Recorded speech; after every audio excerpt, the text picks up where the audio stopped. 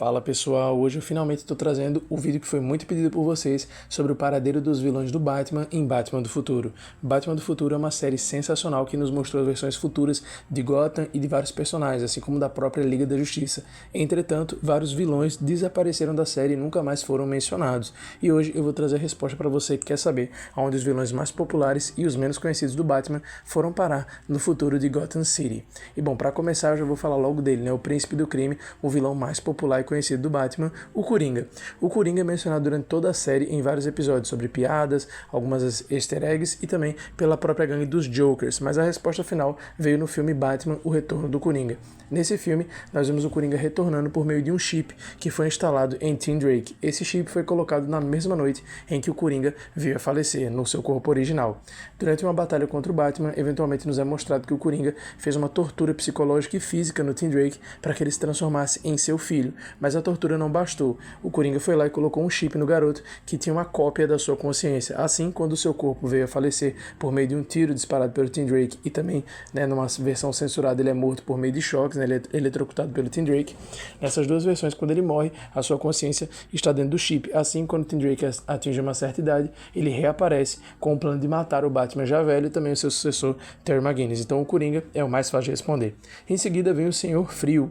O Mr. Freeze, ele foi mantido, a cabeça dele foi congelada e preservada pela família Powers, e o Derek Powers, que vem a se tornar o Blight, acaba liberando ele com uma espécie de parceria para tentar matar o Batman, mas na verdade o Blight só quer matar mesmo o Mr. Freeze e tomar a pesquisa dele, e no final do episódio o Mr. Freeze acaba se sacrificando, se aliando com o Batman, o seu antigo algoz, e agora ele vira parceiro do Terry só para poder derrotar o Blight e acaba falecendo no processo porque ele já não aguenta mais viver. O Mr. Freeze ele tá ali realmente torturado, o cara já era amargurado 100 anos atrás, imagina agora, né? Enfim, 100 anos atrás foi brincadeira, tá pessoal? Vocês sabem que não passou tanto tempo assim entre Batman Animated Series e Batman do Futuro. Se você quer entender quanto tempo passou, veja meu vídeo sobre o canon do DCAU e a cronologia. E em seguida, nós vamos falar agora, falamos já do Coringa, e por que não falar da Arlequina? A Arlequina, ela teve um desfecho bem inesperado, que foi o seguinte: a Arlequina, após os eventos de Batman, o Retorno do Coringa, ela veio a sobreviver, aquela queda após a luta com a Batgirl, e ela decidiu realmente de vez ali parar com o crime. Durante todo o desenho de Batman série animada e Batman série animada A Aventura Continua, nós sempre vimos a Arlequina ter altos e baixos, Às vezes ela se alia ao Batman, depois ela dá uma sumida, aí ela se separa do Coringa, aí eles voltam. Nisso, após o retorno do Coringa, nós vemos que foi ali o final mesmo do relacionamento deles e também da vida do crime da Harley. A Arlequina, ela decidiu parar de ser uma criminosa, se casou com um homem que não é nomeado e veio a ter filhos. E por esses filhos, ela também teve netas, que foram as gêmeas Didi. E essas gêmeas, elas vieram a se tornar criminosas, virando membros também da gangue dos Jokers. Então a Arlequina, ela deixou de ser criminosa e virou uma senhorinha ali normal, teve uma vida, entre aspas, pacífica. Agora que nós já falamos desses três, que são bem claros, a gente também vai ter que falar de um que teve um final bem sombrio, que foi o Bane. Depois de anos ali no seu auge físico, sendo um dos vilões mais implacáveis do Batman, ele agora enfrenta um passado que foi glorioso, e agora ele vive um futuro e um presente que é tenebroso. O Bane está confinado em uma clínica de tratamentos, porque apesar dele ter criado uma fortuna durante toda a sua vida, ele não consegue usufruir disso, porque ele está preso em aparelhos, porque o veneno simplesmente destruiu o corpo dele. Ele é um vegetal que acaba até sendo usado como cobaia por um de seus cuidadores, que cria uma nova forma de veneno, que é ali por um adesivo. Então o Bane ele teve um final bem trágico comparado aos outros, O Mr. Freeze, pelo menos, poderia atingir a paz, após ele falecer. Já o Bane está confinado ali há anos e anos, porque a medicina está tão avançada que eles conseguem manter o corpo dele ali indefinidamente, e o Bane provavelmente vai demorar muito aí para morrer, vai ficar agonizando naquela cadeira, realmente uma sombra do que ele já foi um dia. E falando em sombra do que já foi um dia, nós chegamos agora em Ra's al Ghul, o demônio implacável, que enfrentou o Batman por anos e anos e teve o seu fim, entre aspas, no Apocalipse de 2009. No Apocalipse de 2009, um evento que eu já comentei com mais detalhes aqui no canal, o corpo de Ra's al Ghul foi tão danificado pela batalha com o Batman que os poços de Lázaro já não poderiam curá-lo. Então o que ele fez? Ele decidiu matar a sua filha e tomar o seu corpo.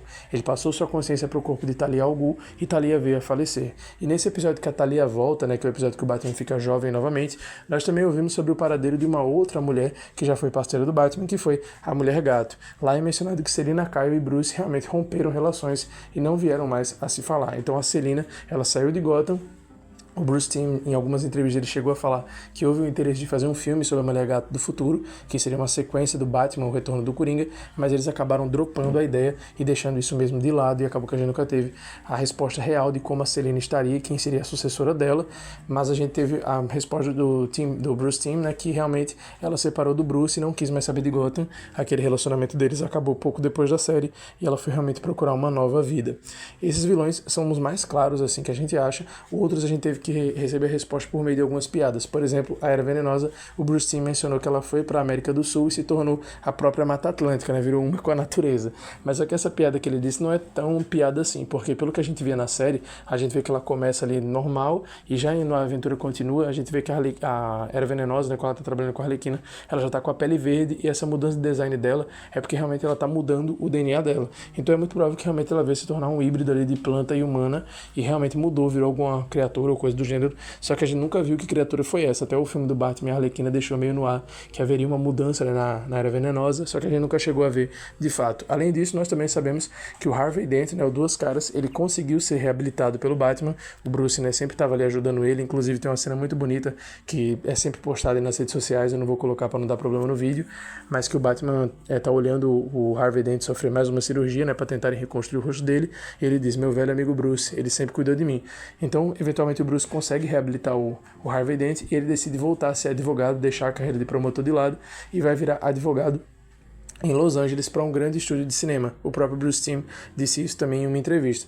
E, inclusive, até eu falei isso num outro post na comunidade, e algumas pessoas ficaram falando, né, quando eu postei sobre isso, num post, que o Harvey Dent ele é promotor, não sei o que, ele não é advogado. Mas, pessoal, quem é advogado pode ser promotor e vice-versa, porque para você ser promotor, você tem que ser advogado. Porque o promotor ele é nada mais, nada menos do que o advogado do Estado. O promotor é aquele que vai estar no caso para acusar, e o advogado privado é o que vai estar defendendo o seu cliente. E também pode ter o advogado público, que é o defensor público, que é aquele que o Estado aponta para pessoas que não têm condições de contratar um advogado. Então, quem é promotor também tem a carteira da OAB, também promotor é também um advogado. Aqui no Brasil e lá nos Estados Unidos não é diferente, porque o nosso sistema jurídico, né, ele segue muito do modelo americano. Eu não vou falar muito aqui de direito, mas o modelo brasileiro lembra bastante o americano, e isso da promotoria é parecido também. O promotor é nada mais, nada menos do que um advogado que está ali advogando pelo Estado, né, para defender o Estado contra ali a pessoa que está como réu, né, que está sendo a outra parte. Enfim, então ele decide virar advogado.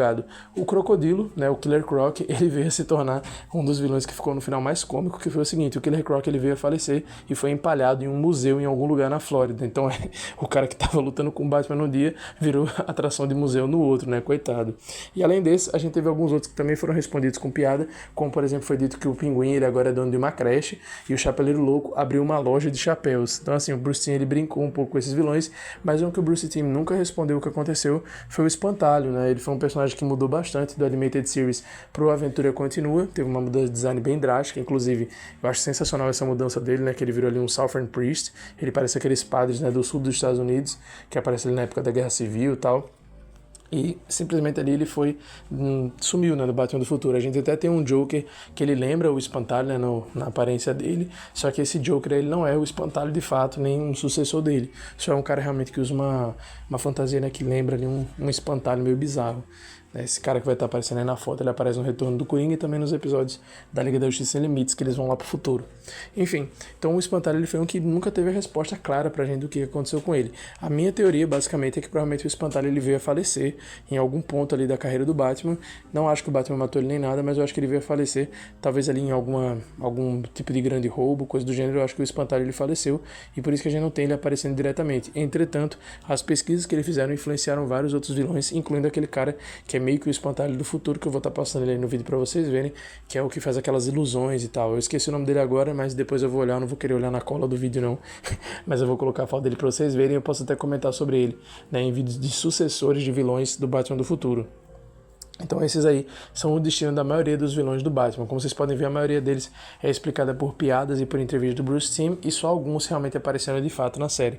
E eu peço que vocês não comentem sobre as aparições de vilões em quadrinhos do Batman do Futuro, porque o Batman Beyond, as versões de quadrinhos, né, a série do Batman do Futuro, ela não é canônica por DCA Ultra, ela é uma outra terra, onde inclusive o Batman ele volta a ter um relacionamento com a Melanie Walker, que é um par muito melhor pra mim, pra ele na minha opinião, pra mim não, mas pro Terry tá, é um par muito melhor para ele.